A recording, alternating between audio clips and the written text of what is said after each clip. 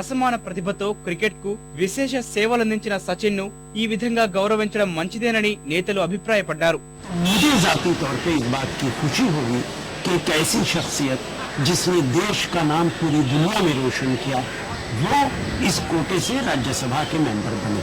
నాతో పాటు మా మిత్రుడు సచిన్ టెండూల్కర్ ఒకరు రాబోతున్నారని చెప్పేసి was good companion. Great honour. అది ఆయనకి ఇస్తున్న సముచిత గౌరవంగా భావిస్తున్నాను. సచిన్ రాజ్యసభ సభ్యుడిగా నామినేట్ కావడం శుభ పరిణామమని కేంద్ర మంత్రి అంబికా సోని అన్నారు. ఈ నిర్ణయంతో మంచి సంకేతాలు పంపినట్లయిందని అభిప్రాయపడ్డారు. టెండూల్కర్ రాజ్యసభ సభ్యుడిగా నామినేట్ కావడాన్ని భాజపా స్వాగతించింది. ఎంపీగా ఎంపికైన సచిన్ ను భాజపా జాతీయ అధ్యక్షుడు నితిన్ గడ్కరీ అభినందించారు. ఇంతటితో సరిపెట్టకుండా ఆయన్ను భారతరత్నతో గౌరవించాలని ఆ పార్టీ నేత గోపీనాథ్ ముండే కోరారు. భాజపా అధికార ప్రతినిధి ప్రకాష్ జవదేకర్ కూడా ఇదే అభిప్రాయం వ్యక్తం చేశారు. राज्यसभा में आने का भी स्वागत करेंगे, सबको खुशी होगी, लेकिन भारत रत्न मिलेगी तब सबसे ज्यादा खुशी होगी और वो मिलना चाहिए. सरकार को ये घोषित करना चाहिए. సచిన్ ను రాజ్యసభకు నామినేట్ చేస్తూ ప్రభుత్వం తీసుకున్న నిర్ణయాన్ని సిపిఎం స్వాగతించింది.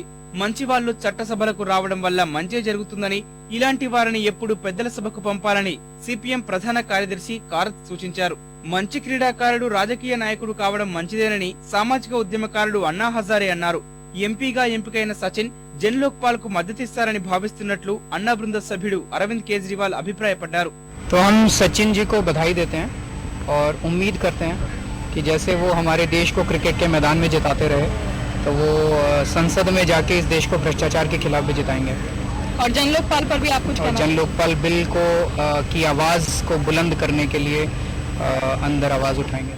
సచిన్ టెండూల్కర్ ఆయన భార్య అంజలి గురువారం ఉదయం 10 జన్పథ్ లో కాంగ్రెస్ అధినేత్రి సోనియాను కలిశారు. దాదాపు అరగంట పాటు ఆమెతో చర్చించారు. కేంద్ర మంత్రి ఐపీఎల్ చైర్మన్ రాజీవ్ శుక్లా కూడా ఈ భేటీలో పాల్గొన్నారు. ఇటీవల 100 సెంచరీల మైలురాయిని సాధించిన సచిన్ కు సోనియా ప్రత్యేక అభినందనలు తెలిపినట్లు సమాచారం.